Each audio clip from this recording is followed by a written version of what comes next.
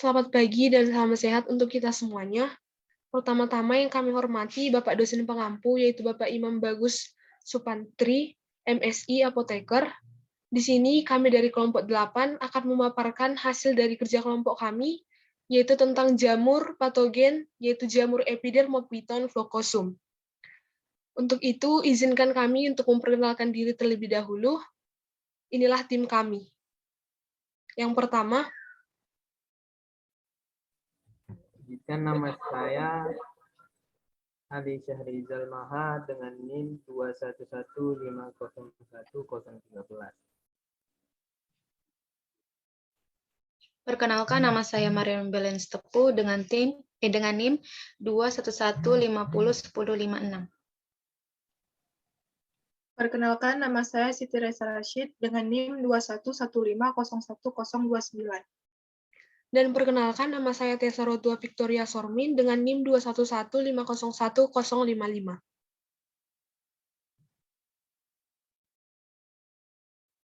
Pada pemaparan kali ini, kami membaginya menjadi 6 materi, yaitu ada pendahuluan, klasifikasi, struktur, sifat-sifat, modifikasi, dan patogenesitas. Yang pertama adalah pendahuluan.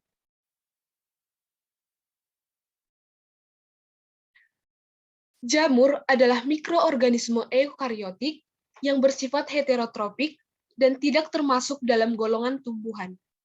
Jamur berbentuk sel atau benang yang bercabang dan mempunyai dinding sel yang sebagian besar dinding selnya terdiri atas kitin dan glukan, dan sebagian kecil lagi terdiri dari selulosa atau kitosan. Kemudian, jamur terdiri atas jamur patogen dan jamur non-patogen. Pada kali ini, kami akan menjelaskan mengenai jamur patogen. Jamur patogen adalah jamur penyebab penyakit pada manusia atau organisme lain.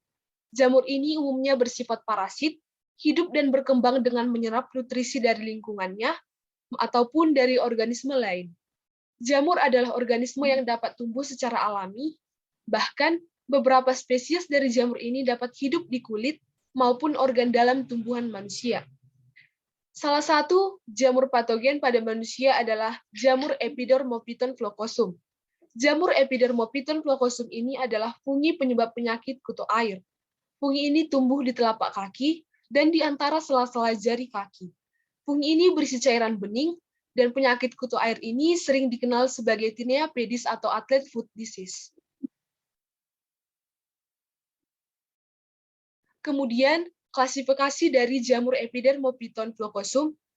Jamur Epidermophyton floccosum ini berasal dari kingdom fungi, dari divisi Ascomycota, kelas Eurothymicotatina, ordo Onigenales, family Arthrodermataceae, genus Epidermophyton, dan spesies Epidermophyton floccosum. Selanjutnya adalah morfologi dari jamur Epidermophyton floccosum. Morfologinya yaitu yang pertama, koloni dari jamur Epidermophyton floccosum ini biasanya rata dan berbentuk seperti beludru yang berwarna coklat sampai kuning kehijauan. Kemudian menghasilkan makrokondia yang berdinding halus. Selanjutnya berbentuk gadah, bersel 2-4, dan tersusun dalam 2 atau 3 kelompok. Kita dapat melihat morfologinya dari gambar yang sudah disediakan di slide. Selanjutnya akan dijelaskan oleh teman saya, Maria Belen Sitepu. Sekarang kita akan membahas tentang struktur dari jamur Epidermophyton floccosum. Strukturnya adalah yang pertama berdinding tipis dan halus, yang kedua memiliki dinding halus sekitar 1-1,5 mikrometer dengan kurang dari 10 dinding bagian dalam makrokondia tersebut. Yang ketiga mempunyai makrokondia berbentuk tongkat terdiri atas 1-5 sel. Yang keempat, berdinding tebal dan terdiri atas 2-4 sel dan tersusun pada satu conidiophora pada gambaran mikrokopis bentuk hifa lebar dan tersusun pada satu conidiophora. Untuk struktur dari jamur Epidermophyton floccosum, untuk lebih jelasnya bisa dilihat pada gambar di samping. Next. Selanjutnya kita akan membahas tentang koloni dari jamur Epidramapiton floocosum. Yang pertama, koloni berwarna kuning kehijauan yang dengan mudah bermutasi menjadi bentuk pertumbuhan berlebihan berwarna putih sekali. Sementara orange sampai coklat dibalik dengan perbatasan kuning sesekali. Mengangkat dan melipat di tengah dengan pinggiran datar dan pinggiran terendam. Pertumbuhan sementara budaya yang lebih tua dapat mengembangkan jumbai pleomorik putih miselium. Yang kedua, tekstur koloni datar, awalnya kasar dan menjadi radial berarur. Flatly dan berudu dengan pematangan dan cepat menjadi berbulu halus dan steril. Untuk gambar lebih jelas dari koloni jamur Epidramapiton floocosum bisa dilihat pada gambar di samping. Next. Sekarang kita akan membahas 3 sifat dari jamur Epidramapiton floocosum. Yang pertama, jamur Epidramapiton floocosum tidak menyerang rambut dan antidropolik. Yang kedua, jamur ini disebut juga jamur imperfecti karena kelompok jamur ini tidak diketahui cara reproduksi genetifnya. Yang ketiga, golongan jamur dermatotif. Golongan jamur ini dapat mencerna keratin kulit oleh karena mempunyai daya tarik kepada keratin atau keratinofilik. Sehingga infeksi jamur ini dapat menyerang lapisan-lapisan kulit mulai dari skrotum corneum sampai dengan skrotum basalis. Slide selanjutnya akan dijelaskan oleh teman saya Ali Syahrizal.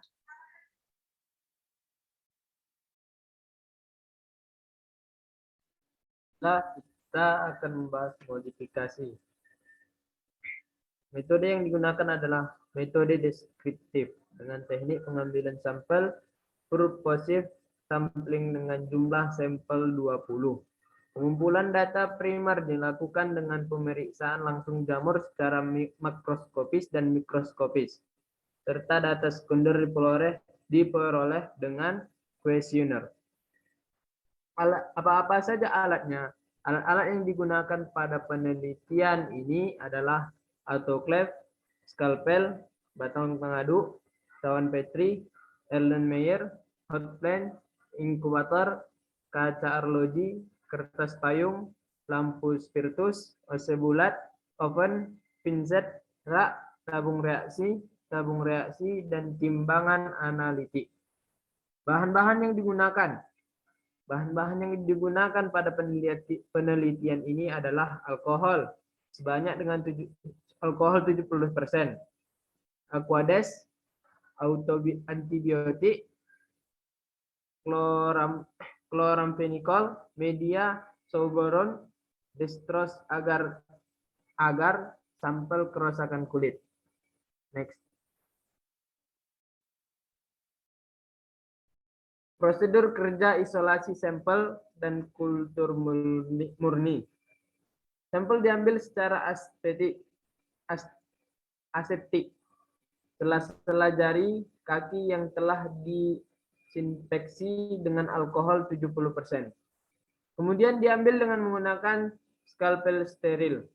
Setelah kerusakan kulit tertampung pada skalpel, sampel kerusakan kulit langsung ditanam pada media sauboron dextrosa.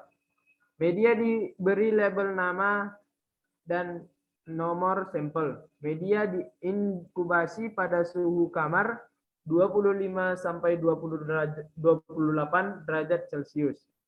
Setelah 7 hari sambil diamati pertumbuhannya, kultur murni dilakukan dengan inokulatif. Sedikit sampel dari koloni tersangka dengan Oceloros diinkubasi pada bagian tengah media SDA steril. Media diberi label, nama, tanggal, dan nomor sampel. Media diinkubasi pada suhu kamar 25 sampai 28 derajat Celcius selama 7 hari. Dan pembuatan slide kultur jamur dan pengamatan. Disiapkan cawan Petri steril yang di dalamnya berisi kertas saring steril yang dipotong bundar dan telah dilembabkan dengan menggunakan aquades steril. Untuk menjaga kelembapan kultur cawan Petri. Pada cawan Petri tersebut disimpan batang penahan dan di atas batang penahan tersebut diletakkan sebuah objek gelas steril beserta penutupnya. Blok agar berukuran 1 cm. Kuadrat dipotong dari media SDA dalam cawan Petri steril lain dan diletakkan di atas objek gelas dengan menggunakan pisau lain dan diletakkan di atas objek gelas dengan menggunakan pisau atau alat pemotong steril. Jamur diinkubasi pada blok agar dan ditutup oleh cover gelas steril. Setelah beberapa hari diinkubasi dalam suhu kamar, slide dapat diamati dengan menggunakan laptop Henol Cathode Blue pada mikroskop pada pembesaran rendah sampai tinggi. Next.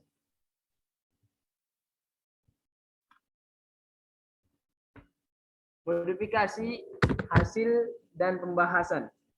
Berdasarkan hasil pemeriksaan jamur dari sampel 20 orang, didapatkan 8 orang atau 40% terkena infeksi jamur dermatophyta, yaitu dengan generasi Thihophyton, Microsporum, dan Epidermophyton. Berdasarkan hasil pemeriksaan jamur secara makroskopis dan mikroskopis. Berdasarkan hasil, didapatkannya hasil 8 orang atau 40% terkena infeksi jamur dermatophyta, yaitu Thihophyton rubrum 15%, Thihophyton mentagrophytes 15%, Microsporum gentium 5%, Epidermophyton flocosum 5%. Juga ditemukan pertumbuhan jamur lain didapatkan 12 orang atau 60%, yaitu Aspergillus sp 35%, Penicillium sp 5%, dan Rhizopus sp 15%, dan Fusarium sp 5%. Dan akan dilanjutkan dengan teman saya, Siti.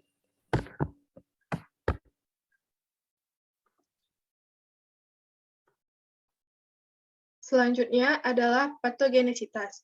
Penyakit yang disebabkan oleh jamur Epidermophyton flocosum diantaranya yaitu 1.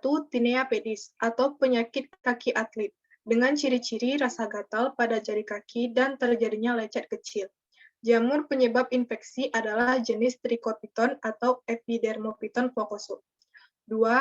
Tinea cruris atau kelainan kulit. Ciri-ciri tepi eritematosa yang berskuma pelan-pelan menjalar ke bawah paha bagian dalam dan meluas ke arah belakang, ke arah perineum dan bokong. Penyebab utama ialah Epidermophyton flocosum, Trichophyton rubrum, dan Trichophyton mentagrophytes. 3. Tinea unguium adalah infeksi kelainan kuku yang memiliki ciri permukaan kuku tampak menjadi suram, tidak mengkilat lagi, rapuh, kuku bagian bawahnya juga terlihat tebal, karena di bawah banyak mengandung elemen jamur. Kuku yang 8 terinfeksi jamur terlihat sangat berbeda dengan kuku yang sehat. Kelainan ini disebabkan oleh jamur dermatophyta, biasanya spesies Epidermophyton flocosum dan genus Trichophyton. Pengobatan yang bisa dijalani yaitu 1. Pengobatan Tinea pedis.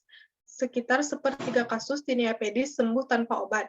Namun, pemberian obat topikal anti jamur pada kulit dapat sangat membantu meredakan infeksi.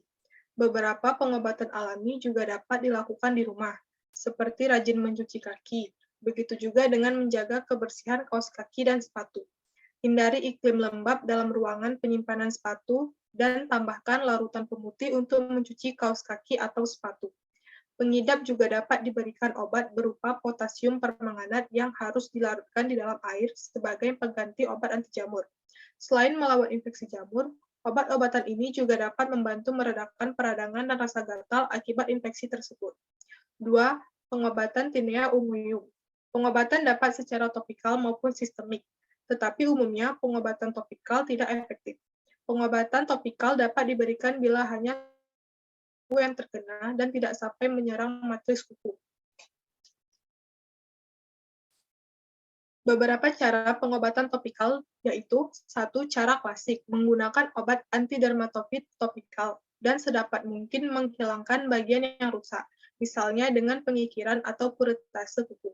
Obat antidermatofit yang dapat dipakai antara lain golongan azol, haloprogin, siklopiroksilamin, dan alilamin solusio glutaraldehid 10%, dan krim tiabendazol 10% dengan bebat oklusif juga dapat digunakan. 2. Avulsi atau pengangkatan. Kuku yang diikuti pemberian obat antidermatofit topikal. Avulsi kuku dapat dilakukan dengan bedah atau bedah kimia, misalnya dengan menggunakan urea. Sediaan kombinasi urea 40% dan biponazol yang terdapat di berbagai negara juga dapat dipakai untuk cara ini. 3. Obat topikal lain, antara lain cat kuku berisi siklopiroksilamin 5% dan cat kuku berisi amorofilin 5%. Untuk pengobatan sistemik dapat dipakai 1.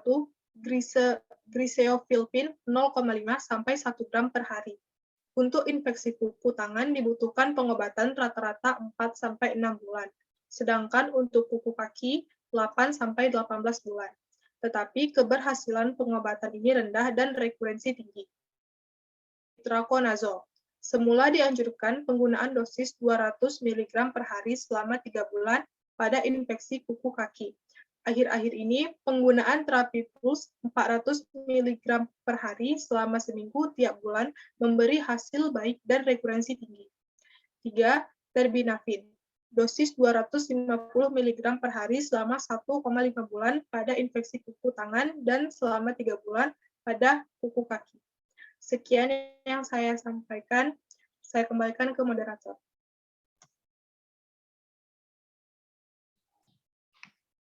Slide selanjutnya. Untuk mengetahui lagi lebih jelas mengenai jamur Epidermophyton floccosum ini, kami telah menyediakan beberapa sumber yang kami ambil dan agar dapat kita baca.